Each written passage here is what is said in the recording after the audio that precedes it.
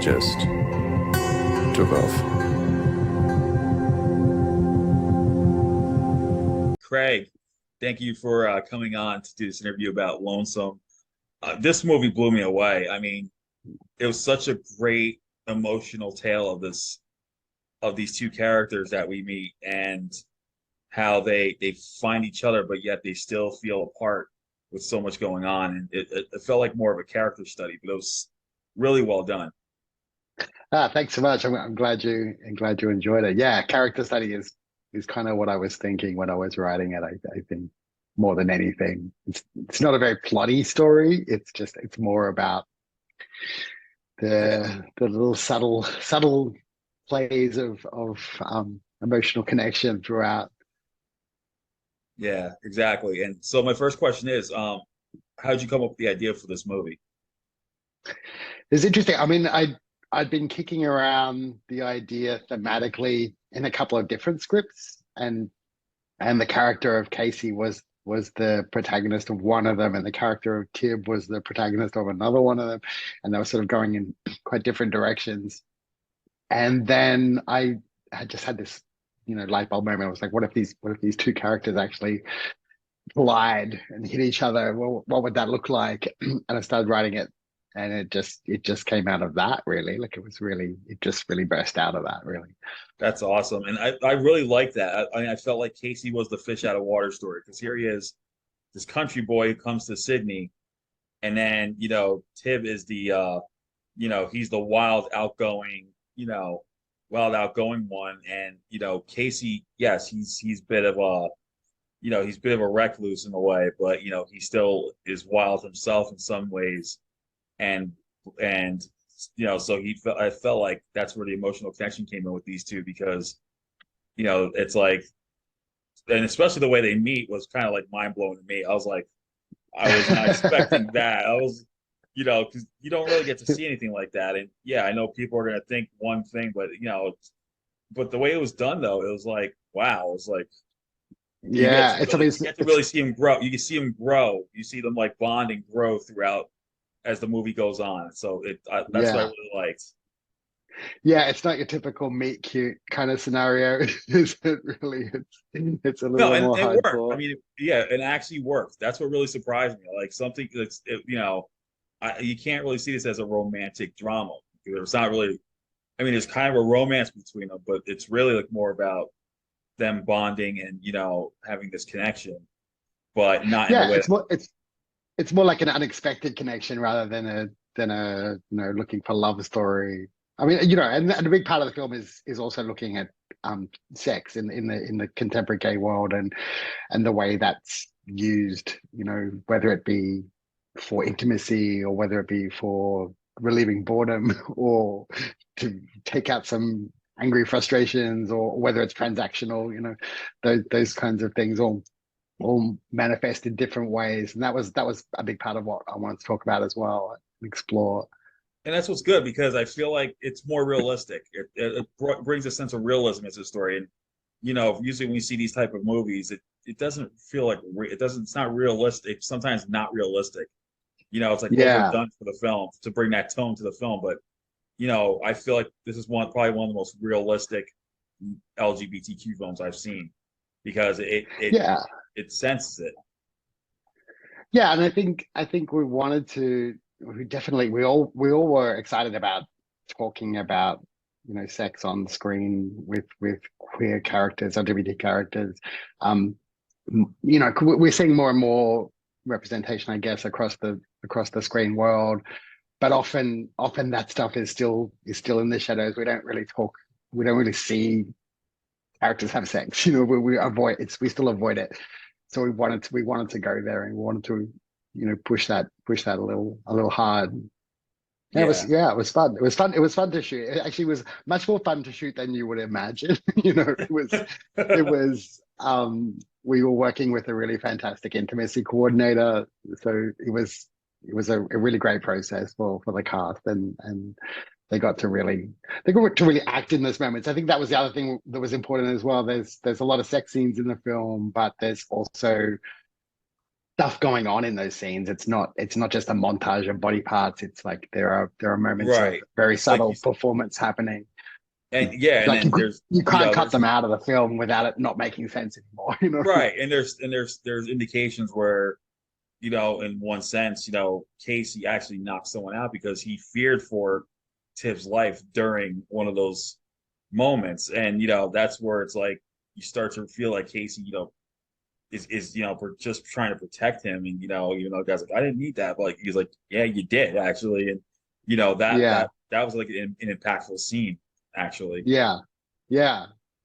Yeah, and again, going back to what you were talking about before, these collisions of these two different people that coming from very different places. I think there's a lot of that in the film. There's a lot of Casey not quite understanding where Tib is coming from, and Tib not quite understanding where Casey is coming from, and negotiating that stuff, which is Australian men are notorious for not talking about what's going on in their heads. That was a big part of building those characters as well. Casey's a character of few words. He doesn't say a lot, but there's a Yeah, lot going on. exactly. And I gotta say, Josh and Daniel did such an amazing job as these two characters. Like I mentioned, this is like probably one of the most realistic movies I've seen because their chemistry was so natural. And Yeah, so it was like, what's it like? What was it like with these? Like, how did these guys come about? Like, you know, when you brought this to them, like, what you it was what? it was great actually. Like casting the film. I mean, the thing that jumped out at me when I met both of them was that they understood it for a start. They understood the world and what I was talking about, and they brought a lot of their own stuff to the characters. They surprised me with their takes on it, which is exciting for me. Like I always like that when they find something new in the material. And it was tricky because we were rehearsing and first talking during the pandemic, and Josh was in Melbourne, Daniel was in Sydney, that we were doing stuff on Zoom. I was able to catch up with Daniel because we were allowed to go for walks in parks. So we did a lot of walks in parks, chatting about the character and just digging in to what makes Tim tick. And then when I got them together, they didn't really meet until about 2 weeks before we shot the film. And I was nervous. I was like, the chemistry was so important for the story, but they were just magic together. They were really protective of each other and really supportive of each other. So it was beautiful. Their energy was great. It was. I mean, even when they were apart, you know, when they like the scene on the beach where you know Casey's just sitting there and he sees Tib, you know, talking to the other guy, and you know, Yeah, it's kind of like I kind of knew that Casey's gonna be might get a little jealous there. You know, it's like yeah. so maybe in a way Casey was like maybe to him he was finding love for the first time, like actual love. That's the what I was getting with that. But it was hard for Yeah, yeah, and I mean a big part of I guess what I think is nice about the film. I mean the film is ultimately about finding your people, I guess, and I think that's something a lot of LGBTQIA plus people can relate to. It's just when you do finally land on that person that gets you, it's so special. And I think that was very new for Casey as a character who grew up in a very rural, isolated place. When Australia is a place with huge distances between small country towns, so a lot of queer people who grow up regionally are really isolated. right, and that fit the title especially. And then I think what Yeah, the scene that really shocked me was when you know, Casey's down and out and he meets Pietro and he goes does that scene there. Like I was like, holy crap. But I like the fact that Pietro was like, yeah, he was kind of mean spirited in a way, but at the same time he was sympathetic towards him. So it was like a double-edged that he was a double-edged sword character. And yeah, I found I that quite like that interesting. about him. Yeah, and I think Ian Roberts did a great job of balancing that. So it's not a two-dimensional character. It's sort of, you've got this self-serving kind of thing going on, but at the same time, he's been there before, he's seen it before, he's a little bit jaded, but a little bit sympathetic, which is nice. Yeah. So how long did shooting take and were there any problems during production that you had to face? It was a quick shoot. We shot in about 4 weeks, I think, and I mean, the hardest thing about it was just, you know, moving. We had a lot of locations, and we actually shot in the colder months um of the year because the light's so much nicer in Sydney at that time.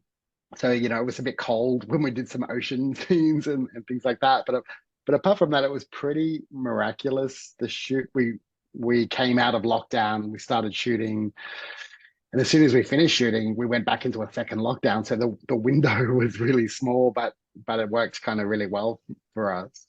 And Uh, you know, the fact that COVID had happened and there weren't so many people in the city out and about, so it was, you know, COVID was actually kind of good for us, you know, in a way. As horrible as it was, it worked well for us. so I do have an interesting question. So there's a scene in the opening of the film where Casey crashes a party, and Yeah. I noticed a face on the big wall there, and it looked very familiar. Was that That you? Was that you as the like the little hologram in the wall? Because it, Yeah, it was actually a prank from my cinematographer Dean Francis, who we had talked about doing this projection artwork, and he was like, "Yeah, I've got the thing, I've got all these faces. It's going to be a meld of faces." And on yeah, the day, it only was just yours ended my up showing. face. I knew it. So I have I was like, wait a minute. I was like, wait a minute. Is that the director I'm looking at at the wall? Yeah, that was my DOP making me look like a complete narcissist. So, I think but that'd be interesting. Eagle-eyed viewers can catch that. They'll see like the yeah. director is actually in the movie and this has this big hologram projection. I thought that was kind of funny. I was like, wait a minute, whoa. Yeah, yeah, yeah. Love it that actually. that's great. I think that helped. I mean, because I know a lot of the movie's more emotional, but there were some little nuances of like little comic type tidbits, and that was definitely one of them right there. That Yeah, yeah. yeah. So if anyone sees this movie, that you get to see the director in this, and That's that's the Easter egg. Yeah. definitely. So finally, what's coming up next for you after Lonesome is out?